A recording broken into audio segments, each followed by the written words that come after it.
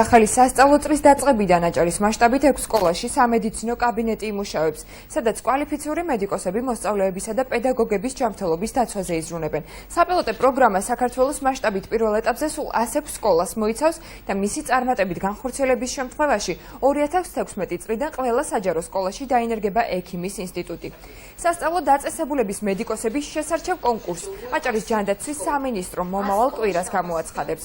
სკოლის ექიმის ვალდებულებას მოსწავლის ჯანმრთელობის მონიტორინგი, იმუნიზაციის შესაბამისი ღონისძიებების ხელშეწყობა, დარღვევების დროული გამოვლენა და პირველადი დახმარების აღმოჩენა წარმოადგენს.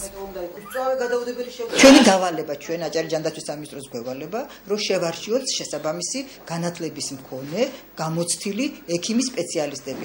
უფრო მეტად აუცილებელი არის გქონდეთ მუშაობის გამოცდილება, ბავშვებთან მუშაობის გამოცდილება. ესენი არიან ოჯახის ექიმები და პედიატრები. შერჩევა მოხდება კონკურსის გზით, კონკურსი ჩატარდება ალბათ უახლოეს მომავალში.